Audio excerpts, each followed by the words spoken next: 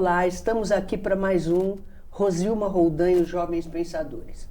E hoje, mais uma vez, ela que é campeã de visualizações no YouTube, porque aqui a gente grava, vai para a TV no sábado, reprisa na segunda-feira, e aí pomos no YouTube, no nosso canal Jovens Pensadores, para você assistir e rever quando quiser.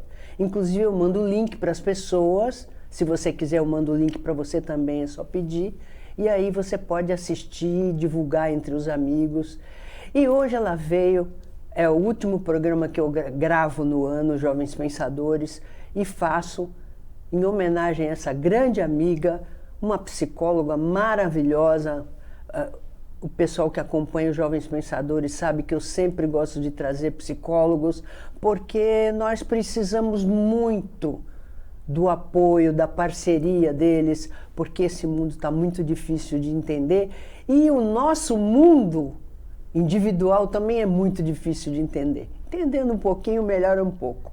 Não é verdade, minha querida Yara? Boa tarde. Bom dia. Obrigada pela presença, obrigada pela contribuição.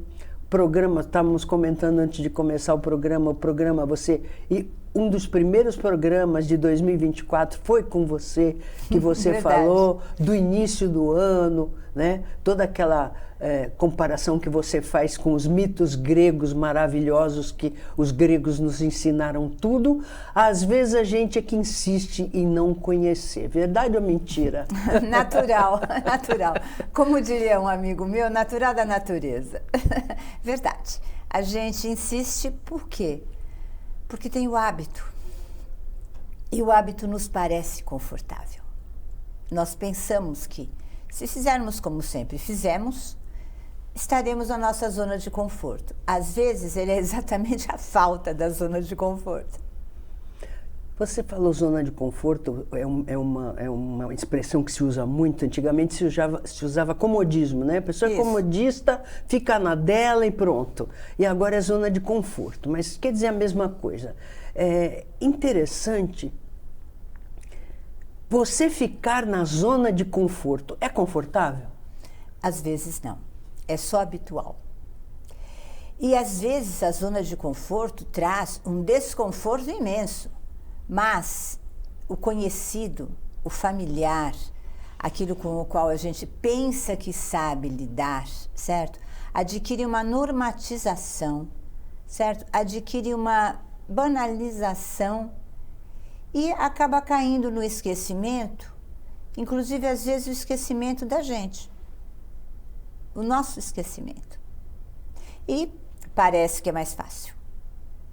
Às vezes é exatamente o que é difícil. Sim, porque quando você se habitua aos seus próprios comportamentos, nem sempre, e aí a gente vai entrar no nosso tema de hoje, nem sempre, eu estava até comentando com o pessoal, porque acharam interessante o tema, né? Que eles anotam ali para pôr, né? Interessante, né? O que é normal?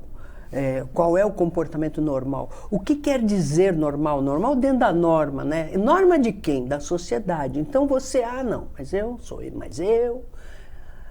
Qual é o preço que se paga? É engraçado o seguinte, para você ter a liberdade, você tem que, de certa forma, se ater às regras postas para poder exercer sua liberdade com estratégia. Verdade. Né? Mas muitas pessoas não entendem isso. Não, eu sou mais enfim. Qual é o preço que se paga? Não digo você dar importância aos seus sonhos, não. Se você não der importância aos seus sonhos, quem vai dar? Mas eu digo, o comportamento que a gente chama até em criança, aquele comportamento de enfrentamento. Qual é o preço que se paga pelo enfrentamento? E aí a gente já está trabalhando com esse conceito de normal. O que é normal? Você me fez 5 perguntas. 5 perguntas. Eu vou responder uma primeiro, agora, daqui né? para frente é contigo. Bom, assim, a primeira que você quis dizer, sintetizando, é o preço do enfrentamento. O enfrentamento precisa ser algo que tem que ser muito bem pesado anteriormente, na relação custo-benefício. Às vezes é benéfico enfrentar, às vezes não. Às vezes é benéfico lutar, às vezes é benéfico fugir. Nós somos dotados de 2 comportamentos básicos, fight or fly, certo? Quando você luta e quando você voa, quando você se afasta.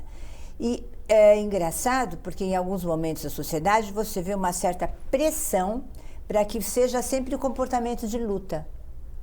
Mas o comportamento de esquiva é tão válido e às vezes muito mais sábio que o de luta.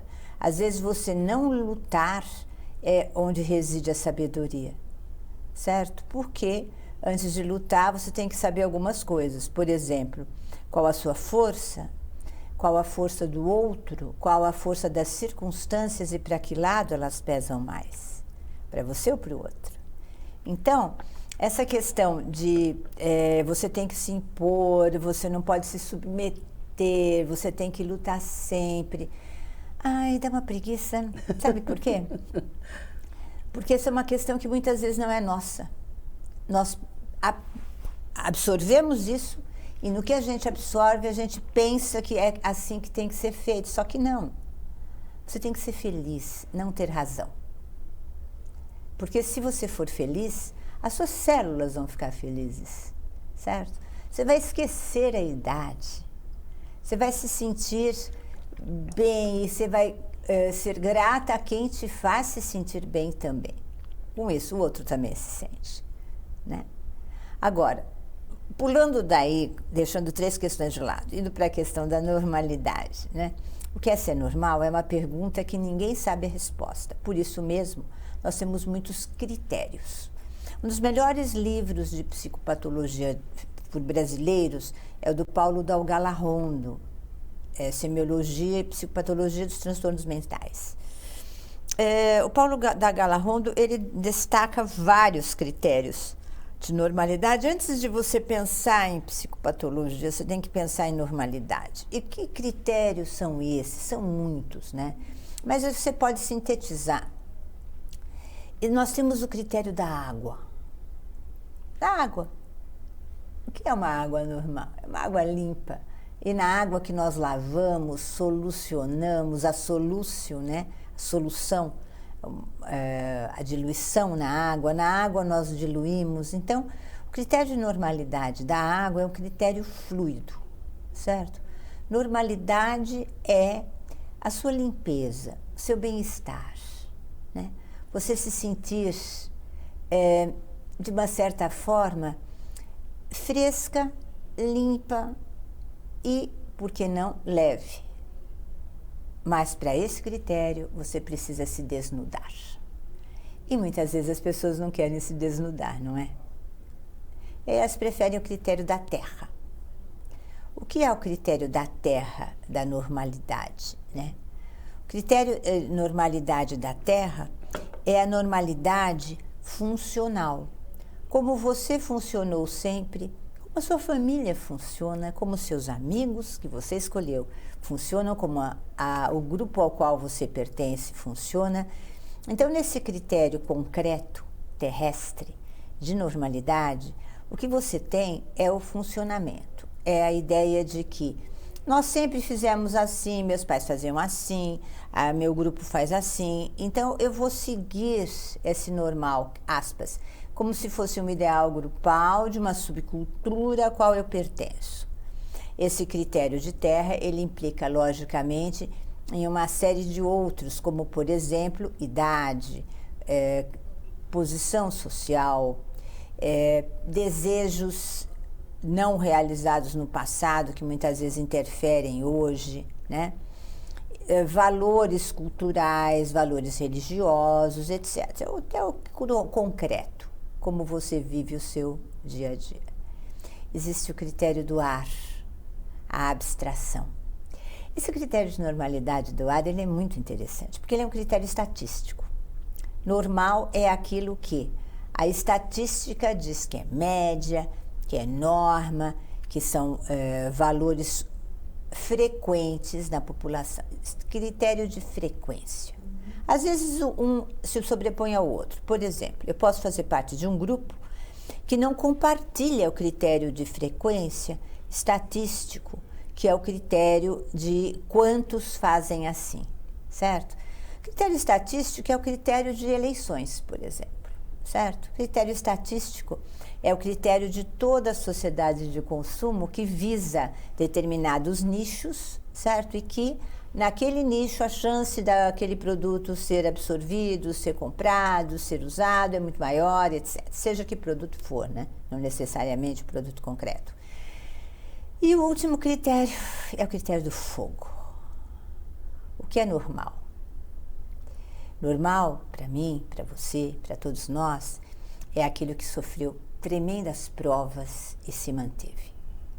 Aquilo que foi queimado, renasceu das cinzas, de alguma maneira foi e é, né, certo, perene na nossa vida.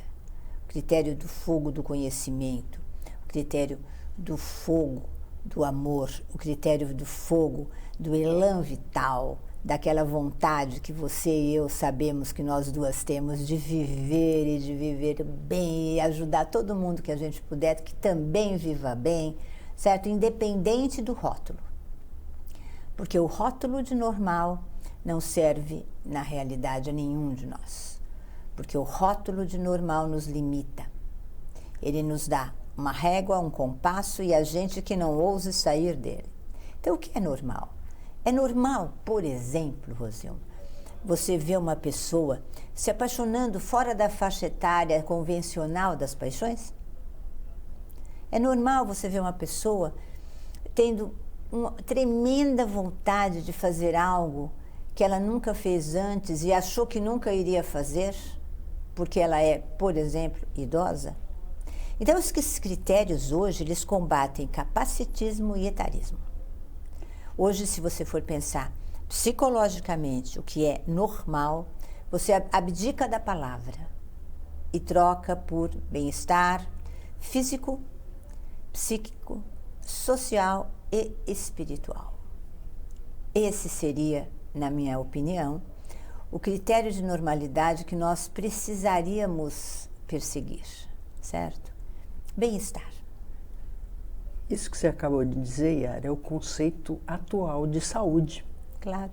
É normal ser saudável. Saúde hoje não é simplesmente estar livre de alguma doença. Muito pelo contrário, às vezes existe uma doença tratável, crônica, mas sob controle, claro. E não obstante a pessoa tem saúde, que é esse critério que você acabou de dizer, que é a pessoa estar num estado de bem-estar mental, físico, emocional.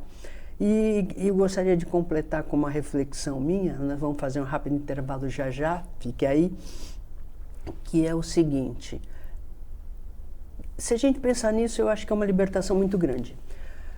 Nós somos almas, e alma não tem sexo, não tem cor, não tem idade. Não tem posição social. Não tem posição social. A alma, ela é livre e ela está temporariamente nesse corpo. Então, haja vista essa consideração, eu acho que é possível você se comunicar com qualquer pessoa, porque são almas, e independentemente da idade, da cor da pele, da posição social, e ser feliz e gozar de bem-estar pleno. Rápido intervalo, voltamos já que o papo está excelente.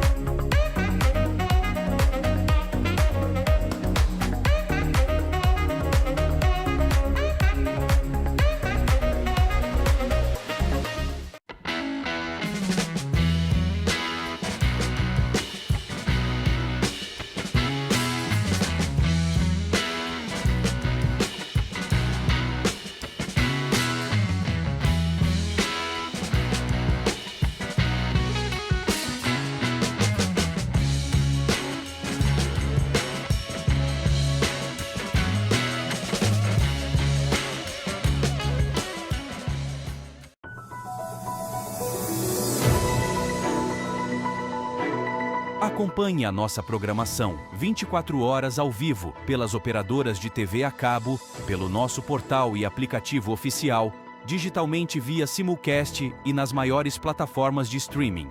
Saiba mais em tvconsantos.com/abrangência. Somos multiplataforma. Somos TV Com.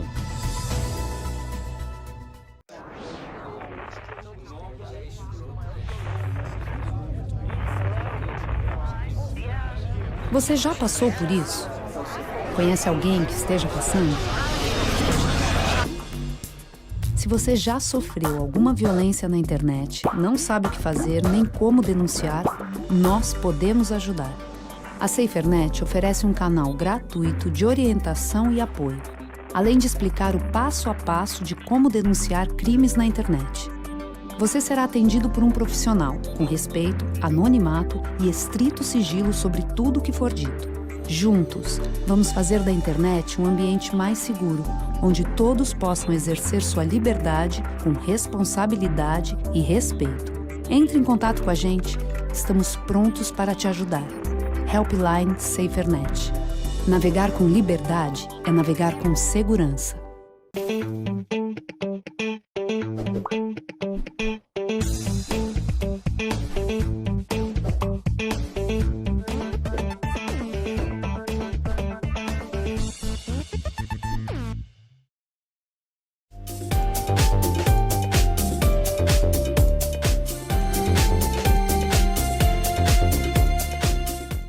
Voltamos, Yara. Pode continuar respondendo as perguntas. Bom, eu não sei se é responder perguntas, mas é pensar um pouquinho. Sim, Pensar um pouquinho em voz alta. Pensar conjuntamente, né? Aliás, pensar em voz alta, eu estava conversando com meu neto outro dia, que ele sempre teve mania de falar consigo mesmo alto. Ótimo. E ele sempre disse, não me atrapalha que eu estou pensando. Ele fala assim, ele fica andando pela casa e... né? E eu já trouxe aqui o Gus Conde, um abração para você, meu querido. E ele faz uma série aqui que se chama Longevidade em Foco. Oba, né? Essa me interessa. Então.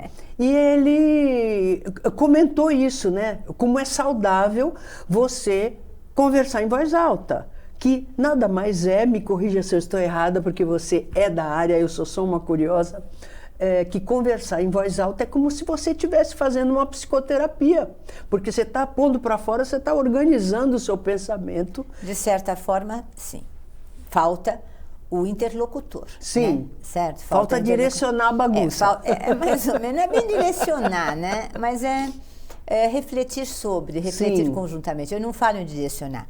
O que eu costumo falar em psicoterapia é o seguinte, falo para os supervisionandos, falo para os alunos, falo para todo mundo.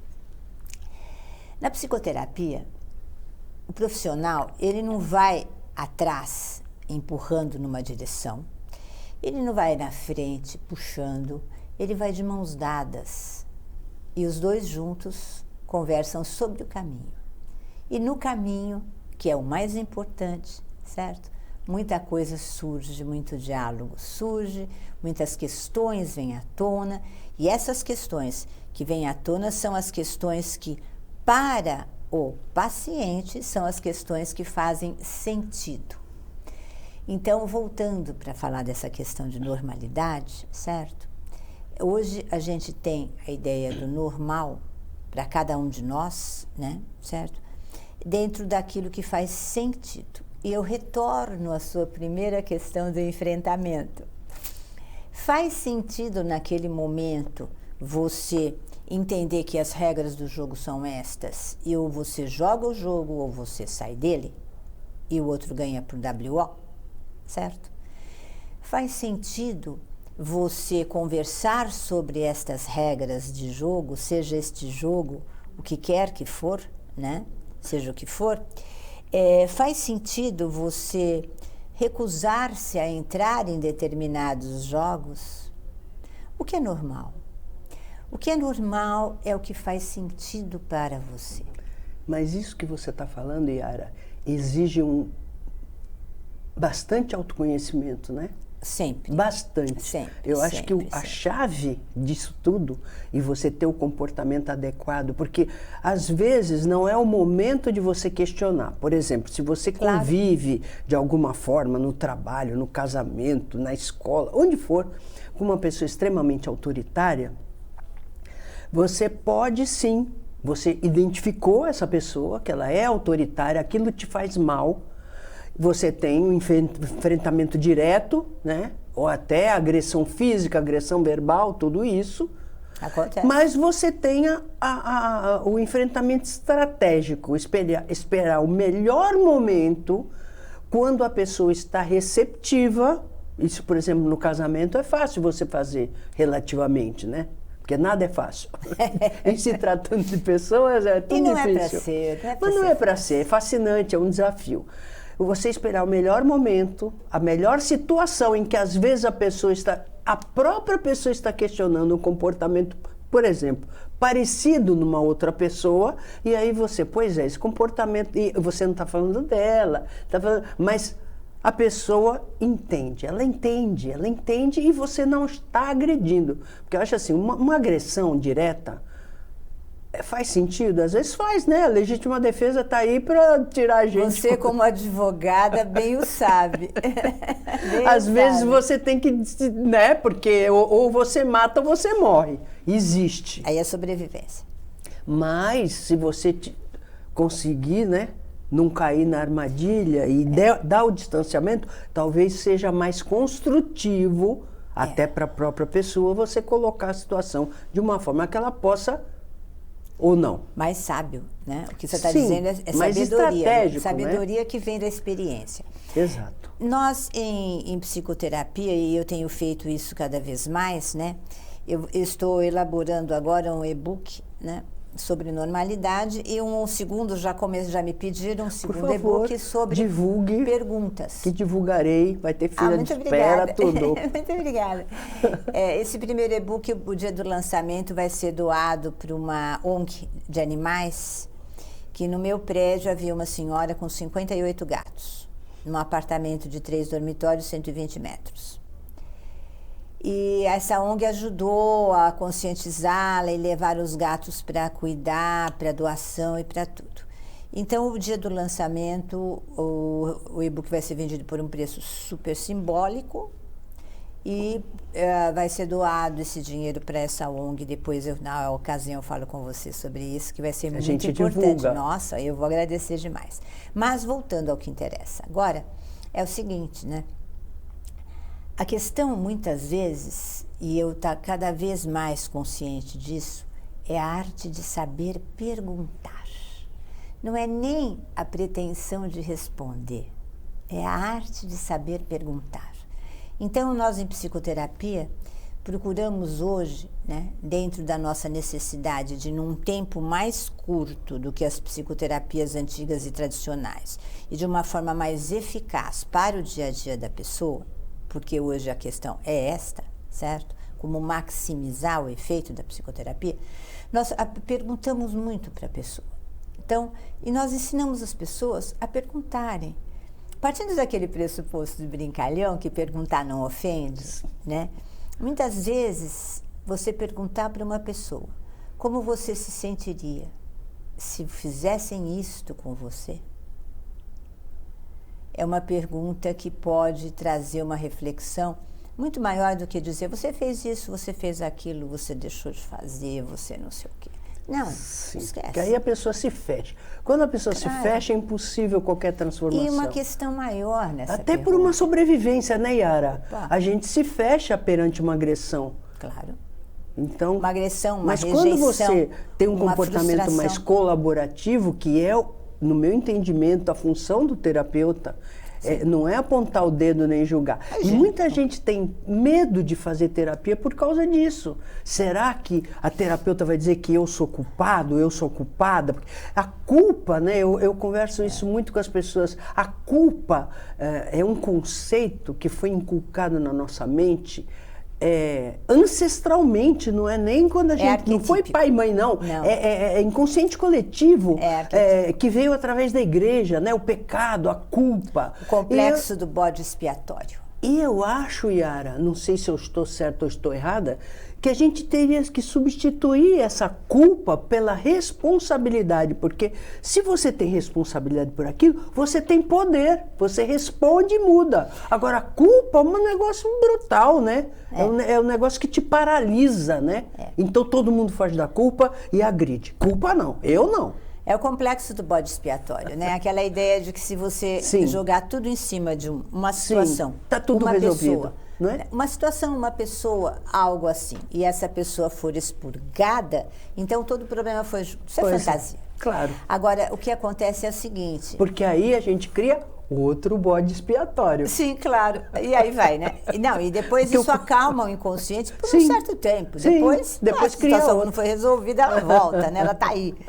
Agora, uma questão também que eu acho dentro disso, né? É assim, existe um chavão que eu acho muito interessante, as pessoas gostam de repetir. A vida é feita de escolhas. É claro que a vida é feita de escolhas, mas algumas escolhas são inexoráveis. Outras, não. Mas algumas escolhas você não tem naquela ocasião uma alternativa melhor. Então, o que a gente precisa, na verdade, exercer de perdão e gratidão conosco é que todas as coisas são circunstanciadas.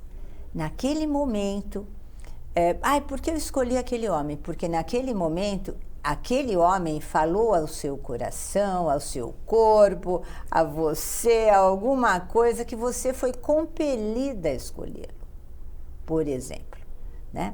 Então, existem assim esses modelitos, né?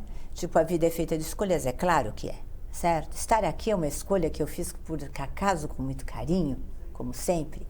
Mas, veja, às vezes algumas escolhas são a alternativa da hora, daquele única momento, ou a melhor, ou a menos ruim.